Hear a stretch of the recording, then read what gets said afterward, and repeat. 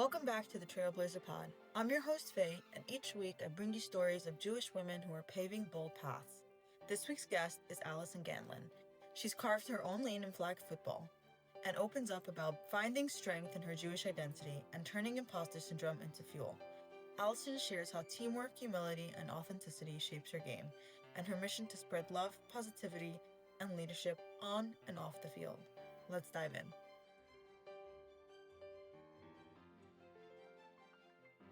Allison, welcome to the TrailBLAZER Pod. Thanks so much for being here. How are you? I'm doing great. Thank you so much for having me. I'm really excited. I think you're the youngest so far, but you're definitely the first athlete. So this is a first. So I'm excited for this conversation. I want to start from the very beginning. Who was Allison as a little girl? Yeah, so growing up, I was a dancer. So I was dancing for 10 years, like Wow. competitively. And I always consider myself an athlete, but I never actually played a sport. So I never had anything to back it up, you know? Okay. I always felt kind of a little bit like an imposter. And all my friends were playing soccer, and I was never any good at soccer. I just didn't understand how you could play a sport not with your hands, but that was a whole other thing. And yeah, so I grew up just pretty much dancing. My mom plays piano, my sister sings, and we were all just like I loved drawing and I loved art and painting, and we grew up very much like in a more creative space rather Wow. than sports. And because my parents are both immigrants, like from the Soviet Union, so we didn't know what football was. I didn't really know what football was. And one day in middle school, we started throwing around a football in the backyard, or like the courtyard, more like, and I didn't want to leave until I could catch the ball because I couldn't catch the ball. Wow. It You're just like, wasn't what is working, this? and so Yeah. I didn't. Yeah, I like it. Just my hands wouldn't connect with my brain, and I think that's what you really need to be an athlete. So I was like, no, I need to catch this ball, and I didn't want to leave. And they said, well, listen, we have to go inside, but you can join a recreational league. And so that's kind of my segue into football. Wow. Okay, so we're gonna obviously delve way into that, but I want to ask you, from that little story of you needing to catch the ball, you sound like a very determined young Oh girl. yeah. Okay, were you always like that?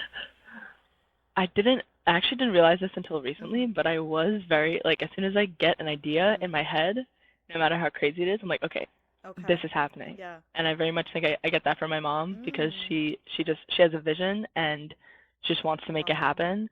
And I'm so grateful that my parents, every single time I mention any crazy idea, they're always extremely supportive about it. Oh, And they're just that's so like, okay, what special. do you need me to do for you to make this happen, no matter how little Yeah. insane it may seem. Wow, I feel like that's the m most precious gift you can give to a kid. It's like, okay, don't know how we're gonna do this, but we're gonna figure it out, right, together and see if you like it. Yeah. Curious how Judaism played a role. I know you have an interesting journey and we'll talk about it, but let's take childhood. Did it play any role at all? Yeah, so actually it didn't Okay. at all. Like I knew that I was Jewish, but I didn't actually know what that meant. I didn't know anything about Judaism. Like if you asked me what a kippah was, maybe I could possibly tell you. I could take a guess. I didn't know that like shul really Okay. existed. I didn't know the holidays, like Passover. I didn't actually understand what it was until like high school, and I was very much living like a secular Goyish life. And then my brother started. He went on birthright, then he went on J internship, if you know of these Yeah. trips, and then he went to yeshiva for a few months, and then Wow. he came back and met his wife, and then he started living a frum life pretty much, and it was beautiful because that was when my family actually started to get a lot closer. And when you hang out with family, how do you hang out? You hang out over Shabbat. Right. And so I started to get to know what Shabbat was, and that kind of segued into it. Wow. Yeah. Okay, it's such a fascinating journey for you. So let's go back to when you started playing football. Your parents were like, you can join recreational league. But I feel like a Yeah. lot of us do that as kids. We join stuff and then we don't stick with it. What happened there where you're like, oh, okay, this is my thing. Yeah. So flag football is it's a very niche sport, and so all of the recreational leagues they were surprisingly it's very interesting in probably the entire US. Staten Island has like one of the biggest hubs of flag football, and I give credit to this recreational league that I joined. Wow. We actually had three different leagues within the island, and because think about it, like you're an island, you're closed off, you're not really going out Right. to other places as a kid to play sports. So we all grew up playing each other and playing in multiple different leagues. And then once we heard about tournaments, we took pretty much like an all-star team of like the best people from the league of all these different teams, and we went to a tournament. And the tournament, granted, was just like grass and dirt, and we had like they gave us cotton t-shirts, like different colors, but that was like the first time that I played in a tournament, and it was really interesting to see the way that it's exponentially grown from there, because I grew up playing the sport, like this is my first sport, and also this sport grew up alongside me. So it's like anytime this sport gets any recognition online, like throughout the world, it's insane to me that it's an international sport now. That's insane. So cool. And that girls could get scholarships for it. Like it gets me really passionate and emotional, because this sport, it's felt like my baby in the way that I was kind of its you were baby. both there at the inception of it. That's incredible. Yeah. Wow. Yeah, and so that's why like football, I was kind of, I got lucky in a sense, in like one way, blessed more like, that I was put right in the timeline in the perfect way where it wasn't so hard to get recognition for playing flag football because there weren't a lot of people playing it. Okay. So it wasn't like I had to be really amazing to stand out. I just had to work hard and show that I had passion for the sport. And over time, my team got more recognition, and we as individual players got more recognition. And from there, it grew a lot. Wow. And now I could say that now I know how to train like a pro athlete, but I did not know what it meant to be an athlete beforehand, because flag football just wasn't so big. Yeah. And now you have little girls, like if you saw us playing at 14, I started playing when I was like 13. If you saw us playing at 14 versus the little girls at 8 years old playing now, the difference is crazy. It's just not real. It's so unbelievable, because sometimes people have to wait like lifetimes to see that change, and it's so cool that you saw it in like this really short time. I can't believe it. I'm so actually in awe. I love what you said there, though, that like I want to give you credit though for, obviously you have talent, but I feel like sometimes people think I don't have this natural like given talent, so like I can't make it work, or I can't have fun. And like I think it comes down to, in athletics, I'm an equestrian, so I do dressage, I compete, so obviously very different, but it comes down to, am I the most talented rider? No, but I ride 3 times a week, I take lessons, I train, right? And it's about the like hard work and determination that really like moves the needle in athletics, right? For sure. So I think as a little girl, in my head, it was like anyone that's in sport is like just insanely talented, like got this thing, right? Yeah. And then you realize like it's really comes, of course you need talent, but the biggest, I think, part of the recipe is like, are you going to show up every single day and give like 110%, right? So I love that you said that. I'm very interested because equestrians are a solo sport, almost like dancing. I always say like my teammate is the horse, which I think is like an unbelievable bond and relationship that you can't explain. But you do talk about the differences between dance and flag football, because it's like competition versus team. So can you talk to me a little bit about that? Yeah, I've actually gone through a mini revelation about this exact topic, like what it means to be a part of a team and what it means to play sport, because I was questioning, as I was becoming more religious, I was questioning, how is this sport going to stay in my life if I don't actually have a way to connect to my creator through it? You know, because if that's the ultimate goal, is to create a better connection, then what am I doing here? Like, why am I playing this sport? And so I thought about it. I was like, oh, well, it's to stay healthy. Well, yeah, but there's a ton of other ways to stay healthy. Like, I've tried running. I tried starting to train for a marathon. I was rowing at Rutgers, tried that, and I just wasn't getting the same, like, connection from it. And granted, yeah, there's a piece of that I've been playing the sport my whole life, but also I couldn't put my finger on it. And this summer, I actually spent the summer training in Israel with Team Israel, and they had a really huge impact on me. And I realized that the reason why I like to play sports is because you get to connect with other people through sports. And so when let's say, when I catch a football from my quarterback and I score a touchdown, it's a reflection of my connection with the quarterback. It's a reflection of how much work we've put into this. It's a reflection of the way that all my teammates are running the routes. It's a reflection of our system. And I think the ability to connect with other souls, with other rays of divine light, that is why I play sports. Wow. Like, even when I was playing volleyball in Israel, and I didn't know how to speak Hebrew. A lot of them kind of spoke English. some didn't, but I realized we didn't actually have to speak the same language to still connect. That's So so we were cool. playing the same sport, and then we connected, and I made a ton of friends. And Wow.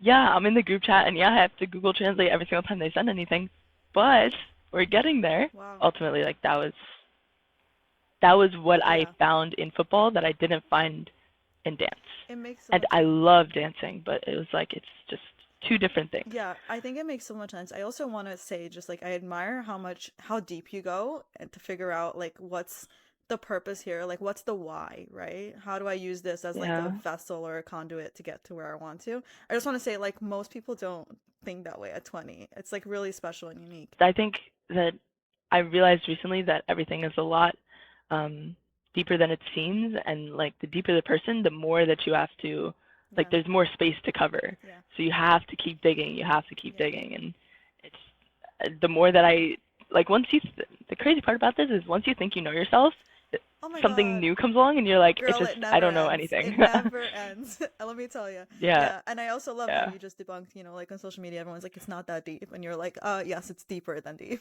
it is. Yeah, I It is. love that. It is. Yeah. So I think even for people who are not into athletics, I think this is something that you can take to work, to partnership.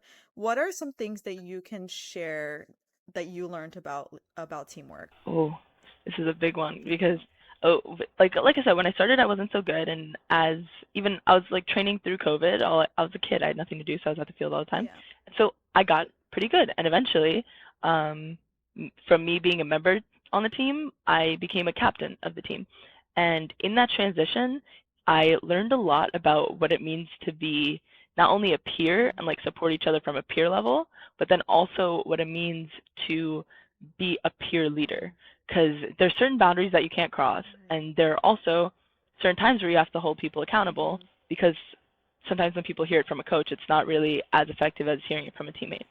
So it's really, really difficult to give a specific piece of advice to know that boundary, because it's something that takes a lot of trial and error.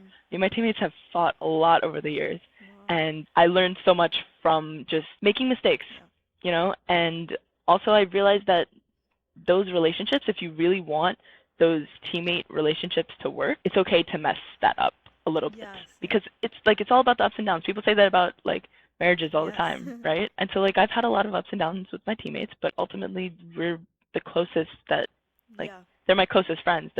They are my childhood friends. I never really had many cousins growing up. They're like my cousins, Yeah. They're the people that have been there because we fought all the time, but we know, oh, we're teammates. We can't really do anything about it, I think that's such a good point because sometimes we think leaders have to be perfect and they gotta have everything together. But as, let's Yeah. say, employees or your teammates, it's very hard to connect to a person that is like perfect, right? It's much easier to connect and respect somebody that you've seen in the trenches, like and then got up and did something about it, right? Like to me, that is Yeah. so much more of a powerful leader to see them like go through some real hard stuff and fighting it out or whatever you want to call it and then coming back stronger than ever. Like that's leadership to me, Yeah. right? Yeah. And also on top of that, like being humble through Yes. those arguments, because you know that you're not Right. perfect. And like, yeah, you're out of the trenches, but you know that you still have to hold yourself accountable. Yes. And actually, that was something that I realized a little more recently over this past summer, was how to actually just play my role, Mm. you know? So, like, yes, I can be a leader, but I also need to just do my job. Mm. Like that's like number one. Because when I was younger, I used to get caught up in what is everyone else doing? Let me make sure Yeah. everyone else is okay. Like you guys are good, and I would mess up. And my teammates would keep reminding me, like, no, it's okay. Just like Wow. trust us, trust us, trust Yes. us. And it wouldn't click. It wouldn't click. And recently over the summer, that's clicked. That's so About cool. how Yeah. like I just need, sometimes you just gotta Yeah. take a step back, and that's another thing. As like whether it be a named leader, like oh you're a captain of a Yeah. team, or someone that leads by example that people respect, and you don't have to be very vocal, but you just have to know that like okay I'm playing my role and know when to comment, know when to not, and Yeah. it's a seesaw. Yeah. I feel like you're It's speaking still figuring it directly to out. me because I struggle with this. Like I think people who have strong personalities and like leadership traits want everything to go so well. Like you want everyone to give their best and sometimes it's hard to do that and also delegate, right? Yeah. So I think a lot of like leaders have a hard time delegating because it's like I know I Yeah. can do it this way. I know you can do it this way. And the hardest thing for me is like I trust you fully. You got this. I'll stay in my Yeah. lane, you stay in your lane, and then everyone works so well together. Such But a good life yeah, but lesson. like you're Like just saying in that, I'm like, general. oh, I have to learn from this girl. Yeah, it's also a constant work in progress for sure. So a Yeah. different thing that's interesting to me about this is that also you're a woman basically in a very male dominated sport. I know that you also struggled with like the feminine masculine stuff, right? Like you didn't want to appear Yeah. girly, and again, I relate to this a lot. I had a stage in my life where I'm like no pink, no, like I couldn't do any of the stuff. Yeah. Yeah. Can you talk to me about that journey of like how it felt in like when you first started and like how you basically dealt with that? Yeah. So playing a male dominated sport Yeah. has always felt like I think all athletes can actually relate to this because sports are typically Yeah. masculine, and so we always feel like we have to prove ourselves. You know, every single thing that we do, if we mess up even once, it's like we're representing the entire female population, Mm. and they're like, "Oh, girls can't play sports," and So much we're just justifying that. responsibility. You know? Yeah. Yeah, and I think when I started playing, I was really just looking for respect. And for example, I joined my high school tackle football team, Hmm. and I was the only girl on the team. And I think the reason why I joined it actually was because someone told me I couldn't do it. So, I don't know you very well, but that makes sense for you. like, I had no Yeah. desire to until I made a joke about it once, and a guy was like, "Ah, I tried that last year. Like, you can't handle it." Watch me. I was like, okay. And then I started taking that little joke in my mind a Yeah. little seriously, and I'm like, maybe, and it worked out really great. Wow. I definitely developed a lot of respect, but I also realized that no matter in high school, like the guy's strength starts to grow exponentially, Mm. and we're just never going to be able to match up. So in terms of my speed, in terms of my strength, my size, I would never Mm. match up with them. And that was really hard for me, as you know, a strong, independent Yes. woman. Like that was really difficult for me to like face. I was like, no, I can still play. And I think that Judaism actually gave me, once again, that concept of like, that's okay. Mm. Like I'm playing my role right now. What I am good at is technique. My hands are probably better than all the guys on the team. My Wow. route running, I could probably still get away from most of them, even though they're faster than me, simply because I know how to like, Mm. manipulate the body movements. It's just I had to take a step back and realize like feminism isn't about what we like the way that our minds nowadays think about equality. Mhm. It's not about this having the same thing. It's about having what each of us need. Mm. And so that was when I started to understand what it means to be a woman and what it means to Wow. be feminine. And that femininity isn't weak. I always thought it was weak because Me too. that was what that was like what the world paints it out Yeah. to be. And we think if we're not physically strong, or we think that if we're not loud, if we're not sure of ourselves, you know, then We're timid and we're yeah.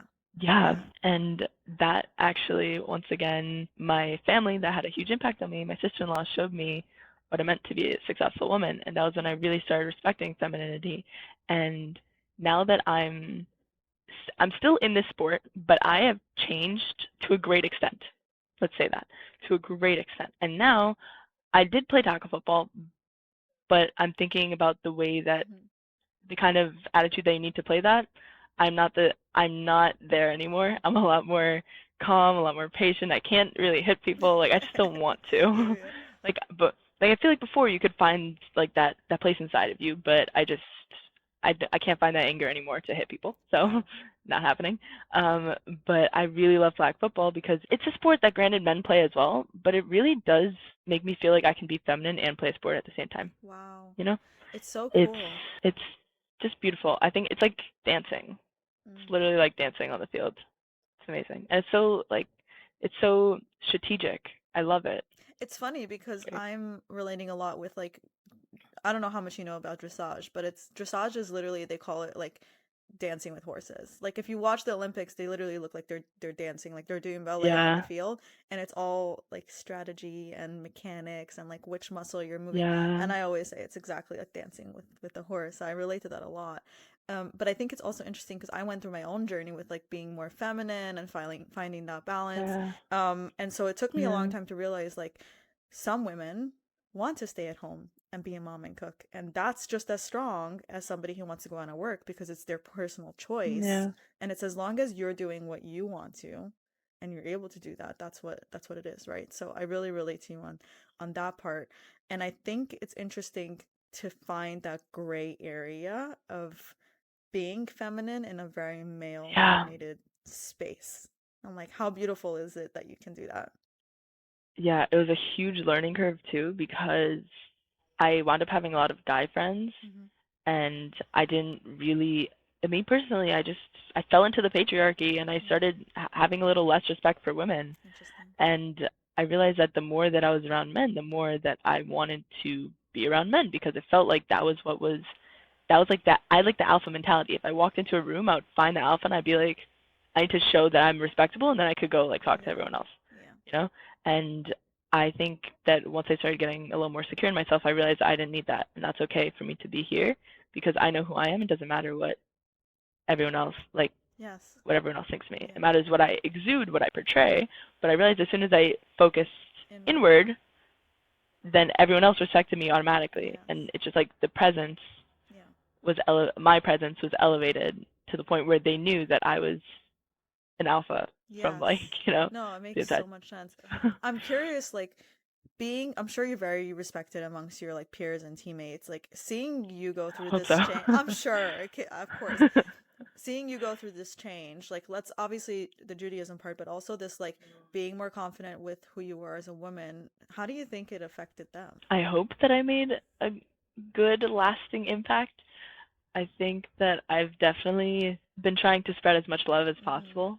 And I think that that has actually paid off because I've gotten a lot more comments recently about my positivity and about the way that my values are in alignment, Yeah. like my actions are in alignment with my values. Yes.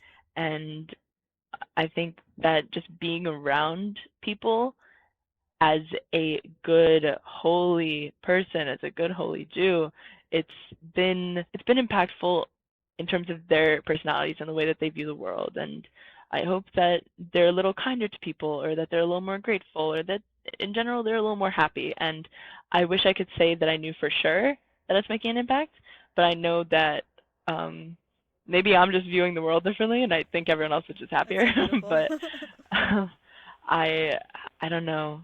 I really wish I knew. It's like a domino effect. When you change, it's like Yeah, the mirror, when you see something in someone, yeah, you want to emulate that. So I can 100% say I'm sure you have positively impacted people.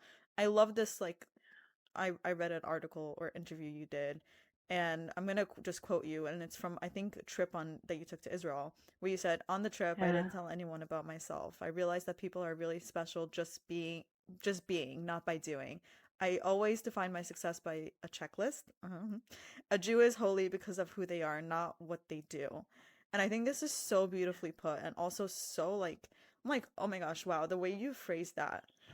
Can you talk to me about like how you came to realize that, and like also how different it is than the way you use the thing? So let's think about it this way. If, let's say we go into an interview and your job asks you, who are you? Mm-hmm. Or like, tell me a little bit about yourself. The first thing that most of us think of is everything that we've done. Oh, Like, yes. oh, what is my job? What kind of role do I play in my family? What kind of role do I play around friends? Yeah. Just in general, you think of everything that you've done. And I think everyone goes through this in their like early 20s probably, where it's like, who actually am Yes. I? And we all start questioning everything. And thank God I went through that like 2 years ago Mm-hmm. ish, kind Wow. of. No, it was last year. This year's been crazy. Oh, Oh, wow. so it was last year when I went to Israel, and I decided that this trip wasn't like just for making friends. Obviously, it'd be nice to meet other Jews, but this trip was really to determine what I want with Judaism, because I was starting to explore it a little more like previously, but I didn't actually know to what extent I wanted it in my life and like what kind of observance I would want. And even now, like things change all the time, like Yes, I'm of sure course. you You're know. human. Yeah. Um, so it's I just went in, I was like, this is for myself. I'm not talking to the guys. I'm not trying to get a boyfriend. I'm not trying to make friends. I'm here to learn about myself. And so, once again, focusing that inward and focusing that questioning inward, I was able to realize that I had a lot more sunshine inside me than I originally thought. I never thought I was a bright, positive, happy, bubbly person. And as soon as I let go of the need for others to see me as like a strong, respectable person, I just, like, my entire aura changed, and I realized that I was a good person. I cared about other people, and I I keep questioning myself about this actually, because sometimes I don't want to be around people, sometimes I do, and keep going back and forth. But I realize that I am inherently kind, and I want to change the world. Anytime I see a problem with any person, I'm like, how can we fix this for them and for the entire generation to come? Sometimes it's really heavy on your shoulders because then you start thinking, the entire world's so crazy. How can I help this? How can I fix this? But I did learn a lot about myself and what I value. And I think then when I mentioned that I wanted to play football or that I wanted to play for Team Israel, everyone thinks I'm 10 times cooler. I think I learned a lot about humility and about, because humility isn't about making yourself seem like you're less than you actually are. Humility is about knowing who you are and being able to choose what you show people, because you don't need everyone to know everything about yourself. I love that. And that was my last year experience in Wow. Israel. Yeah, so grateful for it. It's so cool. I'm curious, like, did you notice, so like, let's say pre-trip, you would show up differently, like, this is what I do, right? I play football. I'm cool, you know? Yeah. Then you show up to Israel and you're basically like, this is my heart, right? You don't know what I do. Did you notice a shift in the way people responded to you or like wanted to interact with you? I do know that I was a lot happier and a lot more present, and I was a lot less worried Yeah. So it was a lot more about about you, anything. how you showed up than, yeah. Yeah, and I'm sure that the way that people responded to me was different. I just wasn't so focused on that. Right. Which is amazing. And Yeah. that it's actually good because I had a lot of social anxiety growing up. You And did? even now, yeah, even now, like when I talk to people, I sometimes really overthink everything because I just don't want to make a mistake. And then I wasn't focused on making mistakes. I wasn't focused on revisiting every conversation that I had. Did I or did I not say the wrong thing? Yes. It um it was just a lot more. I was a lot less anxious, Wow. and I think that was what I was more happy about. Yeah. Yeah, And I think people can connect to you more when you're just at that peace and it's like you're not totally. overthinking, you're not trying to be like just like say the perfect thing because sometimes when we try to say the perfect thing, Yeah, we're actually like creating this like wall because it's like how do I connect with that, right? You did mention yeah, the 2024 award that you got, the NFL Flag Football Player of the Year. yeah, So yeah, I'm curious, like now that we talked about like this shift in you, that it's not about what you do, it's about who you are. How do you look back now at this yeah. amazing accomplishment? Yeah, I actually had a very hard time taking congratulations for that award Okay. because I felt like I didn't deserve it. In looking back on it now, I think God was giving me an opportunity, and this award, yeah, yes, I was good at my sport, but I wasn't, like I said, I didn't know what it meant to be a pro athlete. I didn't know what it meant to be an athlete. I was just playing. I was just having fun and Yeah. winning with my team and doing well. And so I didn't feel like I deserved it at all. Wow. But the application process included me writing an essay, included me submitting highlight film, included a coach writing an essay about me, kind of like Like a reference letter? what's it called? Recommendation. Yeah. And after the competition, when they told me about my application, they said, yeah, what really made the difference was your coach's recommendation letter. The way that he talked about you and the way that he talked about you as a human being, that was what this award was about. It was about, I'm trying to remember the three qualities that they advertised in terms of the NFL's like values. I can't remember them off the top of my head, but apparently what the coach said in the essay really was really reflecting of it. And I'm really grateful that me as a human being won this award, and it wasn't so much at like my film, you know. And this award was actually not the end. It wasn't the end goal. It was actually an opportunity because now I get to have, frankly, it's important. I get to have some sort of street cred, Yeah, you do. you know? 100%.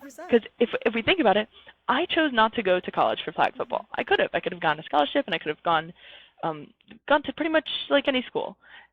I just wanted to focus on my academics and be close to home and explore my Judaism, because wherever I would have gone to play flag football, there would have been no Jews.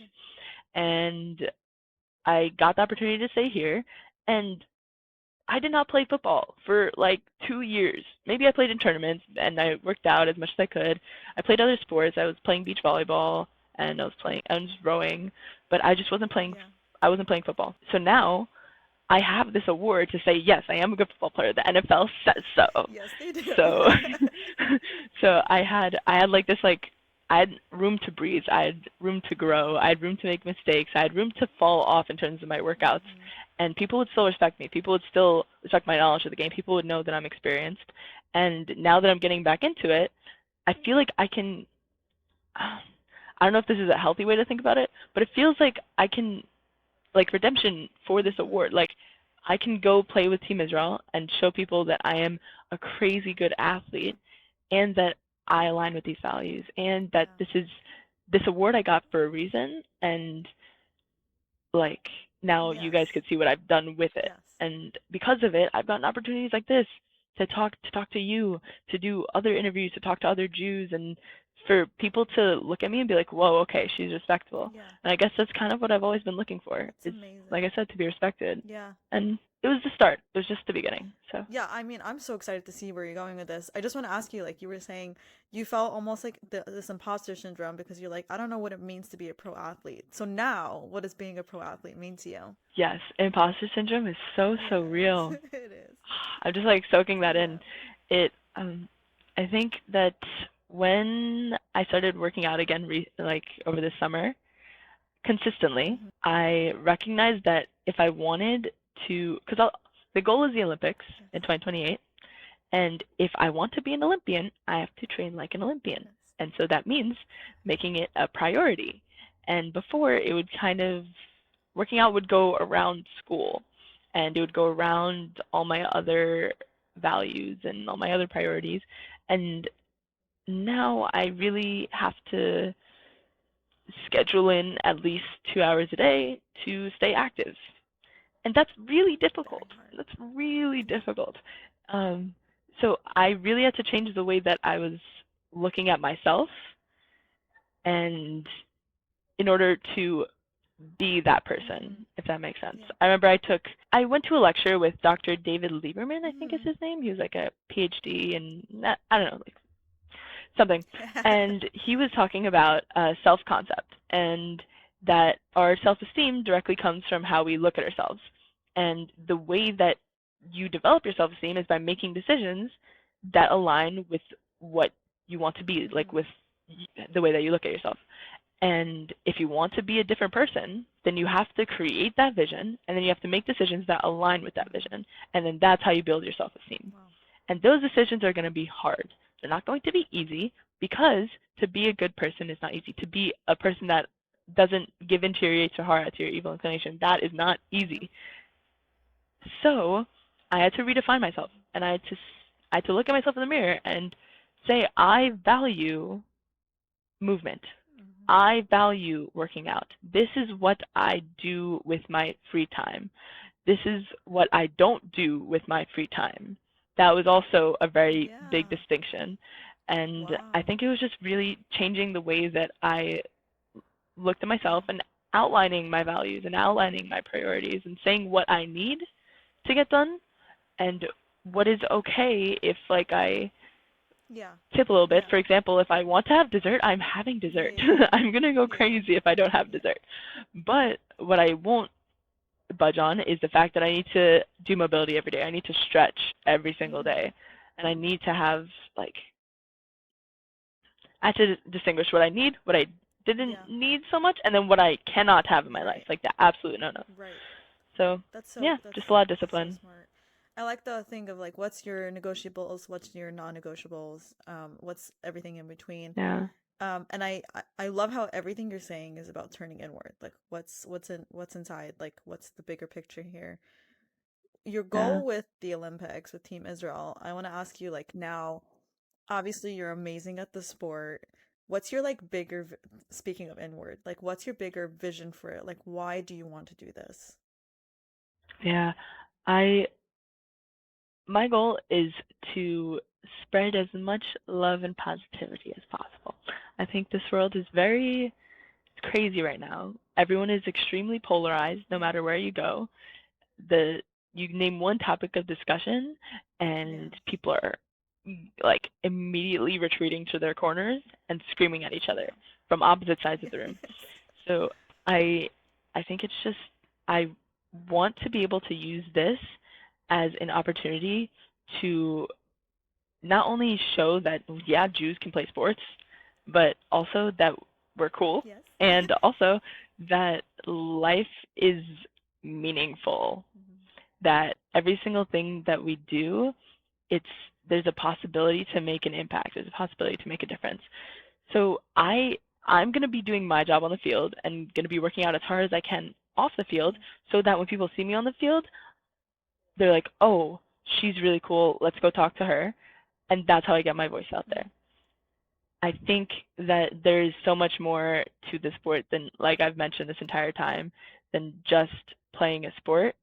And I'm really just praying that I get the opportunity I want to build my brand. And not in a way that I want to get sponsorships, not in a way that I want people to be looking at me. Like, I want to be able to share a message. And I'm hoping that I'll be able to do that over the course of the next few years just by working hard and by being more authentically myself out there, you know? And it really shows, like, it's so genuine and authentic, like, just listening to you. And it's, like, really coming from your own experiences of, like, this journey that you're on and all the questions you had and all the answers that you're figuring out. So I think I really hope you get there. And I'm so excited to see what your journey is going to end up looking like. I want to end off by asking you the question that I ask all my guests, and that's what being a trailblazer means to you. I think being a trailblazer, sorry, it means that you get the opportunity to do something that no one else has ever done. And the reason why I say opportunity is because it really depends on what you do with it. And being the first can be a glorious experience. You will get a ton of praise. I've learned that from the award. I was the first woman to ever win an award at the NFL Honor Ceremony. And I got so much attention for it. But also, being the first means that as life goes on, you still have to support the people that get it better than you. So it's going to be difficult, and it's not going to be pretty, and everything that you get is not going to be as good as the next year when someone gets even more, and then the following year after that when someone gets even more. The only thing that you can do is be the best version of yourself and support the people to come after you. Because there always has to be a first. There's always going to be a first. And you have to be the one to show that this is valuable. This needs to exist. This needs to exist. And I think that being a trailblazer means you have to have the confidence in yourself, the humility to know that this needs to happen, and it's not going to be the best version of it, but it will be extremely important, and you're not going to get recognition for it all the time, and that's okay. Yeah, I love that. It's a very unique perspective, and I think it's because you really, like, legitimately are the first to have done something, right? Like, you really did blaze that trail for other women.